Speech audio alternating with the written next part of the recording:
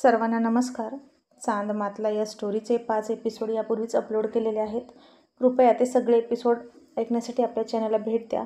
आणि या स्टोरीची प्लेलिस्ट उपलब्ध आहे, त्यामुळे प्लेलिस्टमध्ये तुम्ही ही स्टोरी सलग वाचू शकता किंवा ऐकू शकता. चला तर मग सुरुवात करूया आजच्या एपिसोडला. चंद्रा दुपारीच रागारागात घरी आली आणि संध्याकाळी तिची आई तिला म्हणाली, चंद्रा, आज 5 दिवस झालं ना पाटलाच्या इथं तुला कामाला जाऊन, मग आज पगार झाला असेल की तुझा. बघू आणि इकडं. चंद्रा आता गुडघ्यामध्ये मान घालून एकदम एकटक समोर जळणाऱ्या चिमणीच्या दिव्याकडे बघत बसली होती. आज कितीतरी दिवस झालं त्यांच्या गावात लाईट नव्हती.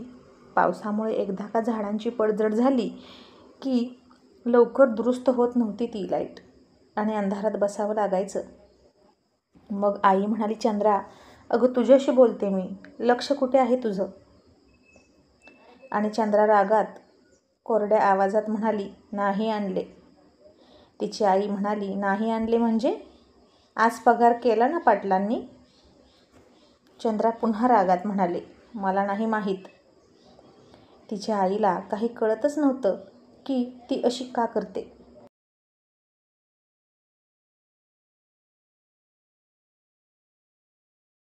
आणि आई म्हणाली, नक्की काय झालं सांगशील का मी रत्नाला विचारू?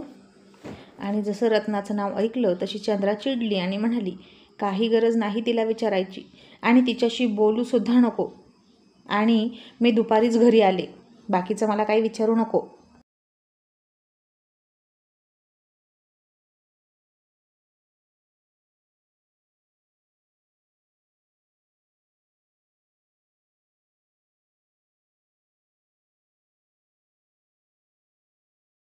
आणि आई म्हणाली, का निघून आली दुपारी? तुला बरं वाटत नव्हतं का? अगं बोल की काहीतरी. चंद्रा पुन्हा तशाच रागात म्हणाली, अशीच आली. मला नाही तिथं काम करू वाटलं आणि मी पुन्हा तिकडं जाणार पण नाही. आणि आई पुन्हा काहीच न कळून म्हणाली, आता तुला काय झालं चंद्रा? चांगली 4 दिवस तर गेलीस की. आणि इतक्यात हळूच रत्ना आली. चंद्राकडे थोडंसं तिनं घाबरून बघितलं आणि चंद्राच्या आईला म्हणाली, मावशे, हे चंद्राचे पैसे 5 दिवसाचे. जाते हा मी, असं म्हणून लगेच निघाली.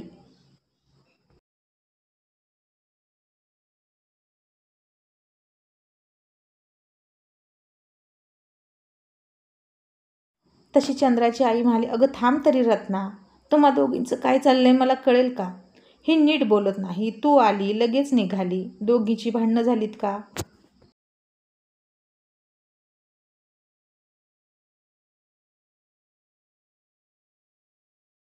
आणि रत्ना हळूच म्हणाली, मावशे, अगं तसं काही नाही, मला थोडी घाई आहे. असं म्हणून रत्ना निघाली. इतक्यात चंद्रा म्हणाली, थांब.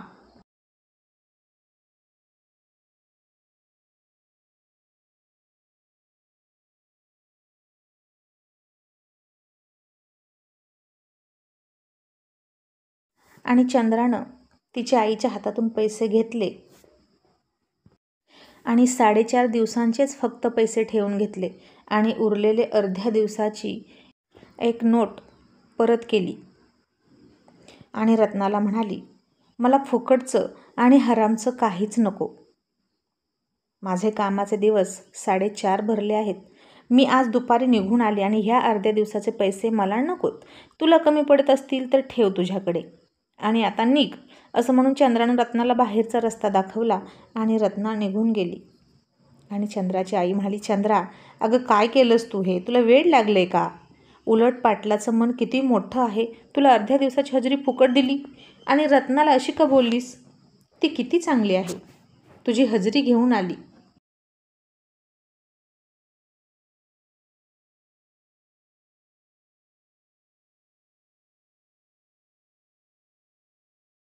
आणि चंद्रा रागात म्हणाली, काही चांगला वगैरे नाही तो.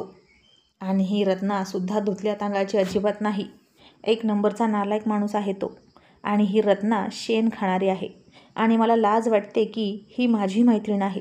असं म्हणून चंद्रानं आज जे काही पाहिलं ते अस्पष्टपणे तिच्या आईला सांगितलं. आणि तिच्या आईच्या हे लक्षात आलं, कारण आसपास सगळं हेच तर चाललंय. आणि तिची आई आता तो विषय टाळत म्हणाली, चंद्रा, हे बघ, आपल्याला काय करायचं? आपण आपल्या आपल्या कामापुरतं बघायचं. आणि चंद्रा म्हणाली, आई अगं रत्नाचं वय बघ, त्यांचं वय बघ, त्यांच्या मुलीसारख्या वयाच्या मुलीसोबत तो झोपतो. चंद्राची आई म्हणाली, चंद्रा तुला सांगितलं ना आपल्याला काय करायचं? आपल्याला सगळं दिसत असलं तरी डोळे झाकून बसायचं बाई.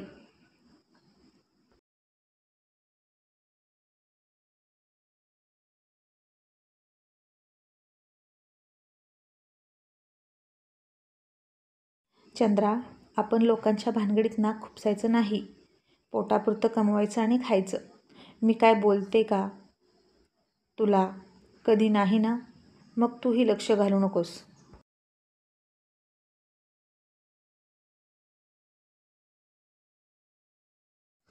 आणि चंद्रा चकित होत म्हणाली, म्हणजे आई, तुला हे सगळं माहीत आहे का? तिची आई म्हणाली, आता आहे म्हण, नाही पण म्हण. आपल्याला कान, डोळे, जीभ नाही असं म्हणायचं, म्हणून गप्प बसायचं. नाहीतर कुठेच रोजगार मिळणार नाही बघ. सरपंच पाटील इनामदार यांच्या शेताशिवाय कामं नाहीत. चंद्रा म्हणाली, कशी असतील? कारण सगळ्यांच्या जमिनी तर यांनीच घशात घातल्यात ना. तिची आई म्हणाली, असू दे, आपल्याला काय करायचं? तुला सांगते, तू सुद्धा हे कुठं बोलू नकोस, नाहीतर जिनं हराम करून टाकतील. सगळ्यांना सगळं माहीत असतं, पण चंद्रा बोलत मात्र कोणीच नाही. तसंच तूही गप्प बस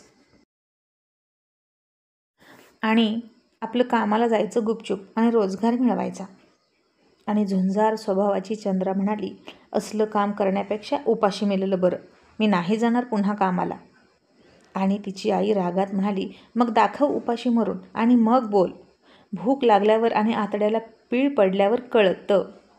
तुला लहानाची मोठी कशी केली ते मला विचार.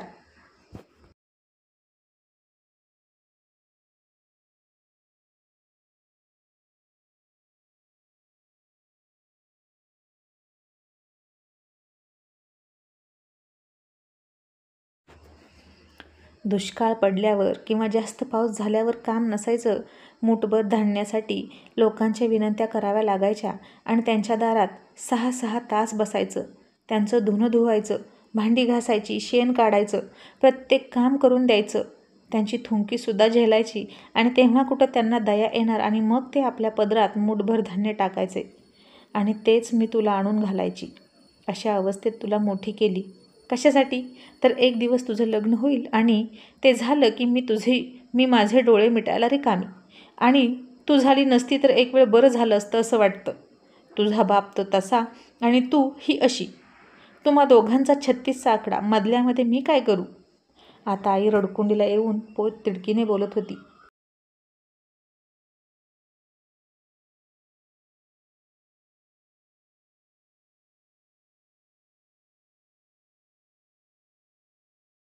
आणि चंद्रा चुलीमध्ये अर्धवट जळलेल्या लाकडाकडे बघत होती आणि चुलीवर ठेवून ठेवून करपून गेलेल्या पातेल्याकडे सुद्धा टक लावून बघत होती. मग तिनं वरती पाहिलं तर वलानीला तिचं परकर पोलकं आणि आईची साडी आणि पेटीमध्ये कधीतरी घालायला, गावाला जाताना सणासुदीला वापरायला एक दोघींचंही लुगडं होतं. आणि घरामध्ये गरजेपुरती 4 भांडी. इतकाच काय तो मायलेकीचा संसार होता आणि त्या हातावर पोट भरत होत्या.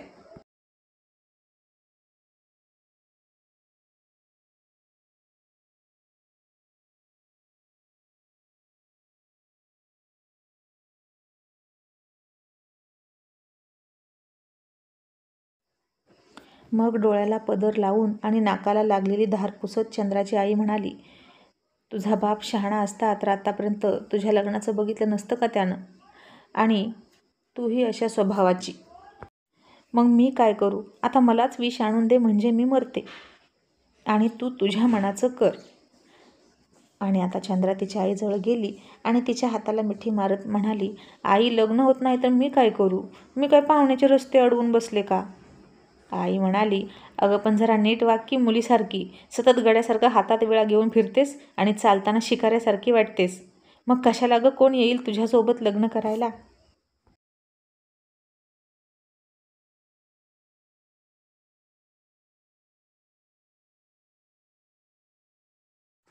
आणि चंद्रा हसली आणि पुन्हा म्हणाली, आई अगं मी ज्याला हातात घेऊन फिरते ना तोच माझा नवरा.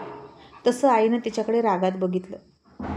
आणि चंद्रा म्हणाली, पण मी करते ना लग्न, तू शोध मुलगा, बघू तरी कुठला राजकुमार शोधतेस. आणि आई विषण्ण अवस्थेत म्हणाली, आपल्यासारख्याच्या नशिबात कुठला आलाय ग राजकुमार. पण आयुष्याचा जोडीदार मिळाला आणि कुंकवाचा धनी मिळाला की बास. आणि आता लवकरच कामाला लागते आणि सगळ्याला सांगून ठेवते, कोणी पाहुणं असतील तर पाठवा म्हणून.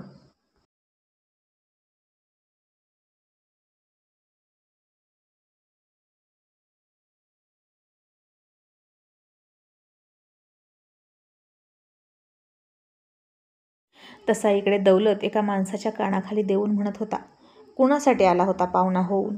चंद्रीसाठी का? ती फक्त माझी आहे. तिला बघायला आलेल्या आत्तापर्यंत किती जणांना तरी मी असंच पाठवलं परत. आता तुझी बारी, गुपचूप इथनं परत सुटायचं. मी तिचं लग्न होऊन देणार नाही.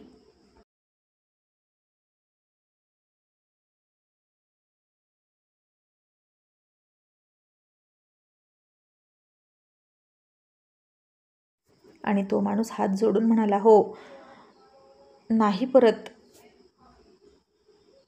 इकडे येत, आम्हाला सोडा आणि माझ्या मुलालाही सोडा.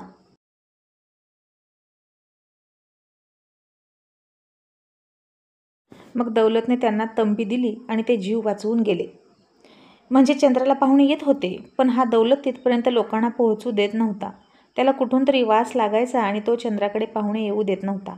आणि तिला अशीच बिनलग्नाची ठेवायची आणि शेवटी स्वतःची बनवायची, असाच त्याचा डाव होता. मग आता असेच आणखीन काही दिवस गेले. चंद्रा आता तिच्या आईसोबत कुठे कुठे कामाला जायची. पाहुण्या रावळ्यांचा तर पत्ता नव्हता. एकही पाहुणा चंद्राला येईना. इतकी नक्षत्रासारखी पोर, पण असं काय होतंय तिच्या आईला कळत नव्हतं.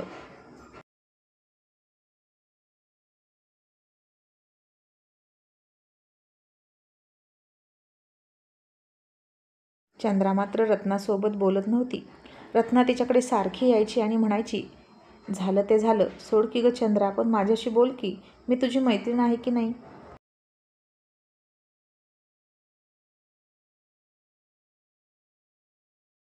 पण चंद्रा हो पण म्हणत नव्हती आणि नाही पण म्हणत नव्हती. तिचं ते गलिच्छ सत्य ऐकून चंद्राला फार धक्का बसला होता आणि ती आता जशी चौकस राहायला लागली होती तसं चंद्राच्या कानावर येत होतं की रत्नाची आई पण तसलीच आहे. आणि मग तर चंद्रा आणखीनच रत्नापासून दूर दूर राहायला लागली.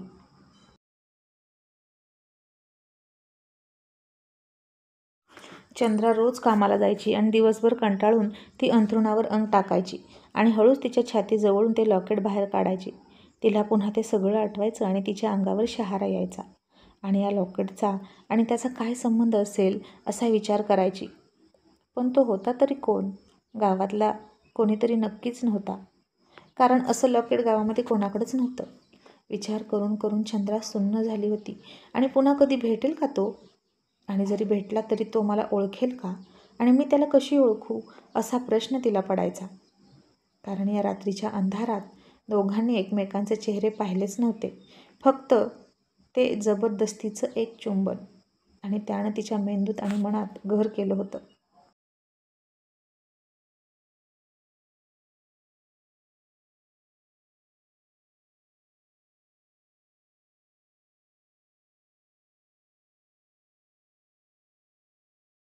मग सकाळ झाली आणि चंद्राने पाहिलं तर गावामध्ये एका कैद्याचे फोटो भिंतीवर लावत होते.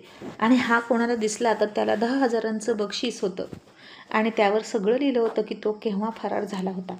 त्याची उंची, वर्ण सगळं लिहिलं होतं. आणि अशीच सगळ्या गावामध्ये आणि पेपरमध्ये जाहिरातसुद्धा देत होते.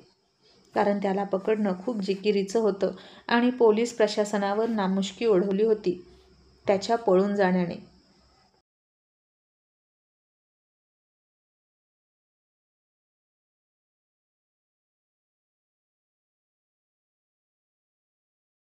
आणि इतका अट्टल गुन्हेगार सांभाळून ठेवता आला नाही. कैदी चॅलेंज देतो आणि पळून जातो, तरीही तुम्हाला त्याच्यावर लक्ष ठेवता आलं नाही, असं म्हणून पत्रकार पोलिसांचे वाभाडे काढत होते. त्यामुळे पोलीस आणखीनच पिसाळले होते.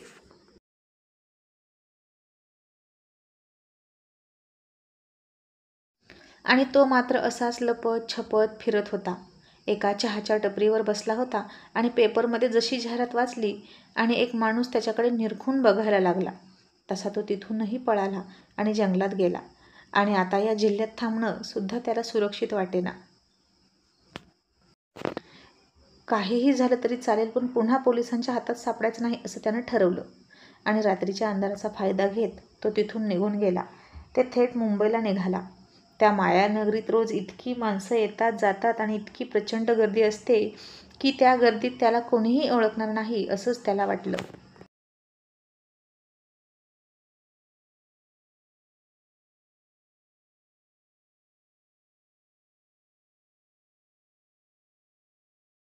आणि आता रत्नानं जवळ जाऊन त्याचा फोटो बघायचा टाळलं, कारण असले कैदी आपल्याला कशाला भेटायला येतील आणि कशाला दिसतील असं तिला वाटलं. आणि जेव्हा हा कोल्हापूरवरून मुंबईला निघाला होता एका टेम्पोमध्ये बसून, तेव्हा गुपचूप पाठीमागे लपला होता. कारण कोणाला सांगून बसलं म्हणजे अवघड होतं, कोणीही त्याला ओळखू शकलं असतं. आणि म्हणून तो एका टेम्पोमध्ये लपून मुंबईला निघाला. आणि त्याच वेळी त्याला रस्त्याच्या बाजूला झाडी होती, त्या झाडीत काहीतरी दिसलं.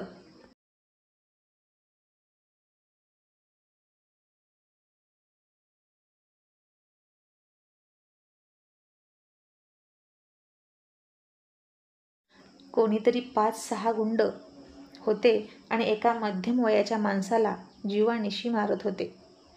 तसं त्यानं चालत्या टेम्पोतून उडी घेतली आणि पळतच तिकडे गेला. त्याचवेळी एक गुंड त्या मध्यम वयाच्या माणसावर तलवारीने वार करणार होता. तोही जीव घेणार आणि त्याचं काम तमाम करणार होता.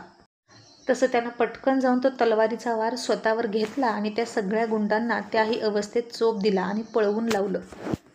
त्या मध्यम वयाच्या माणसाचे प्राण वाचले, पण हा मात्र अति रक्तस्राव झाल्यामुळे बेशुद्ध पडला. त्या माणसानं लगेच त्यालाही उचलला, गाडीत घालून त्याच्या घरी घेऊन गेला, त्याच्यावर औषध उपचार केला. आणि त्याला जेव्हा शुद्ध आली तेव्हा तो एका प्रशस्त पण जुनाट अशा वाटणाऱ्या घरात होता आणि त्याच्यासमोर तो मध्यम वयाचा व्यक्ती उभा होता.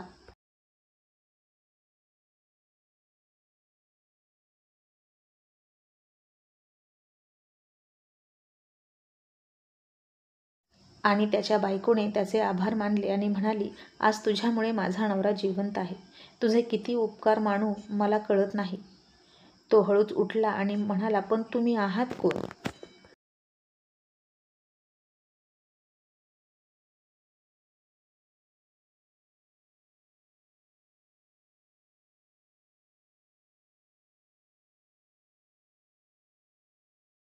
आणि तो मध्यम वयाचा व्यक्ती म्हणाला, माझं नाव रवी शेठ. तो माझे प्राण वाचवले आहेत. आता तुझ्यापासून काय लपवू? मी मुंबईमधला दादर एरियातला डॉन आहे आणि माझे अनेक काळे धंदे आहेत. माझ्या जीवावर अनेक जण उठले आहेत आणि अशा धंद्यात दुश्मन असतातच. पण त्यातल्याच कुणीतरी माझे बॉडीगार्ड आणि माझा ड्रायव्हर यांना फितवलं आणि मला गाठून हल्ला केला. तसा तो चकित झाला आणि म्हणाला, म्हणजे त्यामध्ये तुमचीच माणसं होती की जी तुम्हाला मारत होती? आणि रवी शेठ म्हणाले, हो, इथं कोणी कोणाचा नसतो. म्हणतात ना, ओळखीचा चोर जीवानिशी मारतो. तसंच आहे या धंद्यात. इथे जीवाभावाची माणसं कमी भेटतात, शत्रू मात्र खूप भेटतील. फक्त पैसा बोलतो. त्यांना आयुष्यभर पुरेल इतका पैसा दिला असेल माझ्या शत्रूंनी, मग ते मला का मारणार नाहीत? एरवी माझाच पगार घेऊन ते माझ्यासाठी काम करायचे, पण आता माझ्यापेक्षा जास्त पैसा देणारा त्यांना मिळाला असेल म्हणून त्यांनी त्यांना साथ दिली. पण तू तुझी काहीच ओळख नसताना मला वाचवलंस. तुझं नाव काय आहे?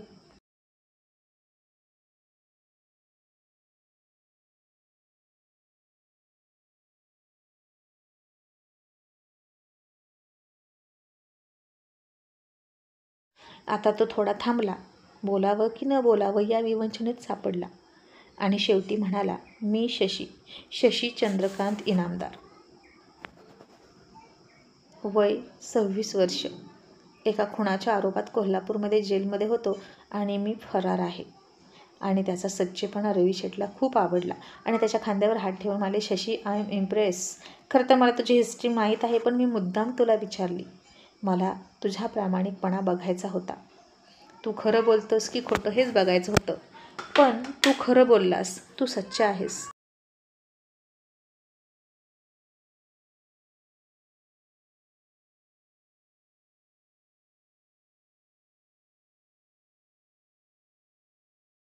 तसा शशी गोंधळात पडला आणि म्हणाला, तुम्हाला कसं माहीत माझ्याबद्दल? तुमची आणि माझी भेट तर काही वेळापूर्वी झाली. आणि रवी शेठ म्हणाले, शशी, अरे एका गुन्हेगाराला दुसरा गुन्हेगार ओळखणार नाही असं कुठे होईल का? मी तुझ्याबद्दल न्यूजपेपरमध्ये वाचलं आहे आणि अजिबात काळजी करू नकोस. तू इथे सुरक्षित आहेस. आता पोलिसांचा बापही तुझ्यापर्यंत पोहोचणार नाही.